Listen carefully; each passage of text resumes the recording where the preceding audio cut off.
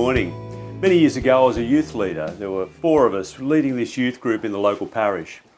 It was a good group, maybe 20 people, maybe a few more. Predominantly kids from the church, young teenagers who were fairly quiet and well behaved and knew the deal and got on with things.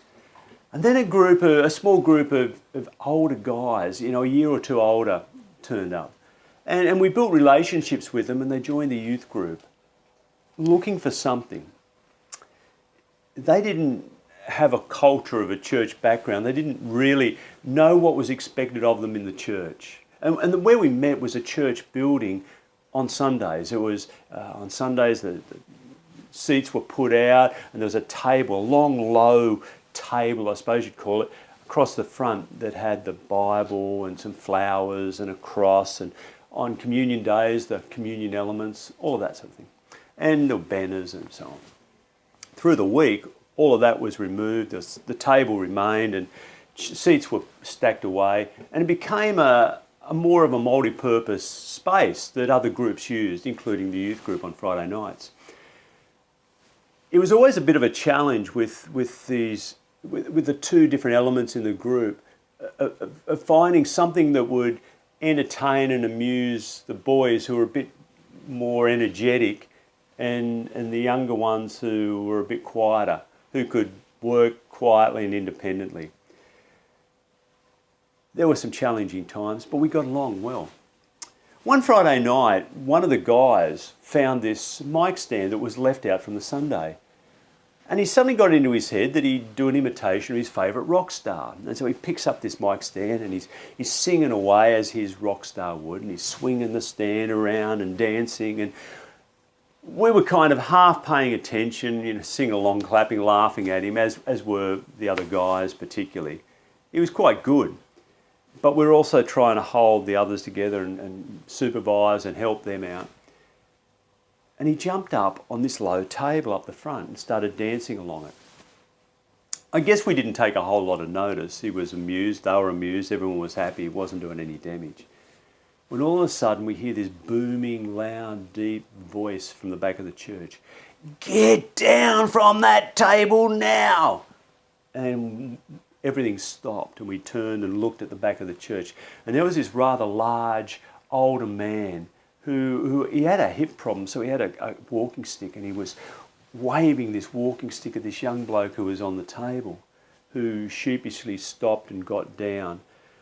And the old guy, with a deep voice, ranted for a few minutes. And we were just frozen. And his parting shot was, "I'm doing some work around the church tonight, and I'll be checking in. And if there's any more of that behaviour, there will be trouble." Not just looking at the boy, but looking at us leaders as well. You're implicated in this, and warning everyone. And then he left. And there was kind of a stunned silence. Some of the younger ones went back to what they were doing, and oh yeah. But this guy, he was shamed. He was humiliated. And that shame and humiliation was turning to anger. And so we gathered round him and tried to calm him down and reassure him. And we tried to explain to him that this table on Sundays was part of the sacred space of the church, and people treated it with deep respect and treated it carefully and well. And at one point said, you wouldn't jump on a table at home and dance on it, would you? And he said, "Of course I would, why not? I do." And suddenly, in that conversation and others, we realised that there was a vast cultural difference between this guy and his mates and the church, of what's expected in different places and what's sacred and holy and what's not. It took a lot of work to get that young bloke back to the youth group and engaged. We'd done a lot of work in building relationships, in trying to share some faith and hope with him and his mates. And that night took a lot of damage. In fact, they weren't so sure about coming back into the church building. They didn't want to get into trouble off that guy again. They didn't want his abuse. They didn't need that. They got that everywhere else. They got that in school. They got that in homes. They got that in the local shopping centres when they did the wrong thing. They got it from everyone. Why? They didn't want to get it in the church as well. One of the couple in the group, the leaders, were a married couple and had a unit nearby. And so they started inviting some of those blokes, including this one, into their home at other times to build relationships in a safe space and to talk about faith and life and being. And I often thought back on that. This church elder, who I experienced in other times and other places, as a person who was quite generous and faithful and deeply committed to the church and to reaching out. But in that night, he put things, objects and buildings, bricks and mortar and wood and metal over people and relationships. I often wondered what might have happened if that guy had swallowed back on his horror, his anger, his rage at what he saw as blasphemy and abusing a sacred space or whatever. And had actually gone up to the young guy and started a conversation. Hey mate, can you come down here? And tried to explain to him gently that what this table was about and why it was important or special or whatever. But also developed a relationship with him to listen to his story and understand him. It wouldn't have been easy, would have taken persistence and patience, but I think having an older man who had a different experience and way in life could have been a really good mentoring relationship with a young guy like this, someone he needed in his life. But rather, this guy pushed him away, judged him and abused him. In this week's story of Jesus from Mark, Pharisees and religious leaders come from Jerusalem again to have a go at Jesus, and they're watching him.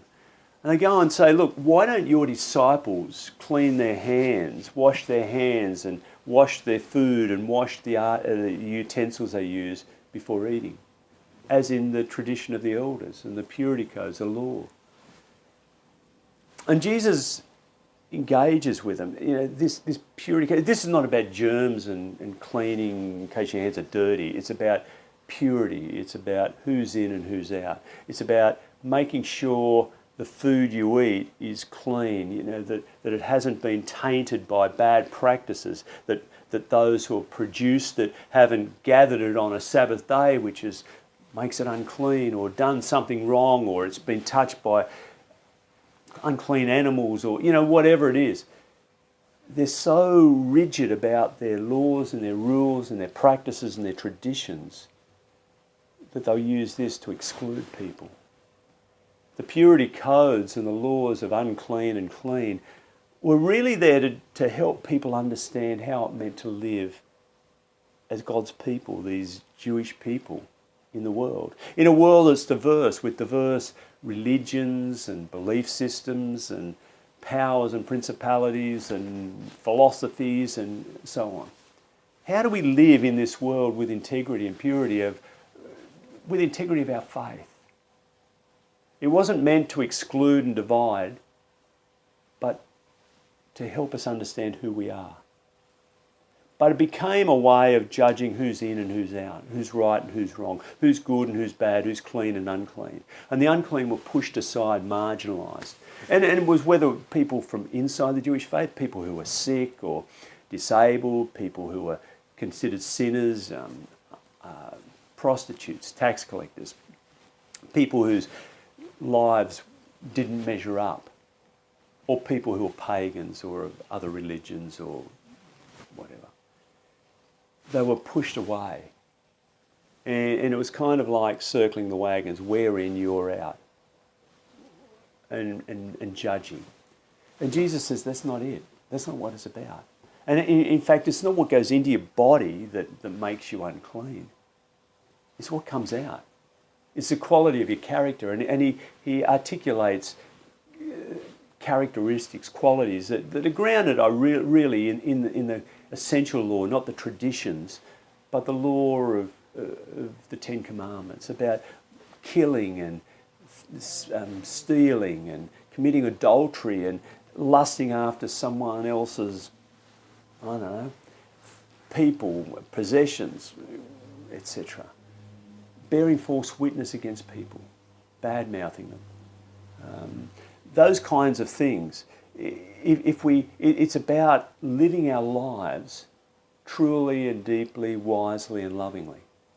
And what he's saying is, what will define you as God's people is not what you believe and think up here. It's not the rituals you do. It's not the objects you hold sacred. They're not all unimportant things, but essentially it's about who you are. It's how you live into this world and how you respond to people. These books of Matthew, Mark, Luke and John were all written towards the end of the first century. Mark was probably the earliest at around 70, probably just at the end of or after the Jewish-Roman War when the Jerusalem temple was destroyed. Matthew into the 70s and Luke maybe the 80s and Acts that he also wrote into the 80s and John into the 90s. Many decades after Jesus and the early church, looking back at those stories and trying to understand what it means to live this way of Jesus in their modern contemporary world. A world that was difficult, a world that was filled with different religions and practices and powers, and the Roman Empire with its imperial Roman religion that sanctified the emperor and often made them God, that defined how people should live and were oppressive against different groups of people and increasingly against the Christians. And the Christians were separated from the Jewish people. The final separations had come in that time. How does it mean, or what does it mean to live this way of Jesus, this way of love in a hostile, difficult, diverse world? And I think that's a question for us in our time. What does it mean to live in this way of Jesus? Does it mean to hold tightly to belief systems or rituals or sacred objects or things? Does it mean to be defining who's in and who's out, who's good and who's bad, and pushing those who are wrong away, or we believe are wrong away? Is it about judging people according to our own understanding? Or is it about building relationships and loving? And loving with deep generosity and sacrifice? Because in the history of Christianity, it's when the church has gone out of its way to love people. In the plagues, where people were escaping the cities to save their lives, Christians stayed behind and cared for those who were dying. Sacrificed themselves often to care and to bring love. They were known for their love. And that's what defined them. The quality of their character, as Martin Luther King Jr. would say. Not the colour of their skin, not their language, not their looks, not their belief systems, not their politics, but the way they loved. And Jesus is saying this to us. What does it mean to live as God's people today? It's a way of love. It's a way of reaching out and building relationships. Being reconciled with people who are different. Knocking down barriers and building bridges of love, of hope, of life. For all people. That's what we're called to be and do. And that's what this story invites us into. And that's a hard and a courageous way. But it's really what our world needs above all else. People who deeply love, who show the way of reconciliation, the way of relationship, of listening and understanding where there's differences, and bringing people together to share the diversity that they have, the different ways in which they see and experience life, to each bring their own wisdom to the table, and to build a better, stronger world together. That's what we're called to be and do. Salt and light in the world, to bring hope and peace to all people. That's what will define us as Jesus' people.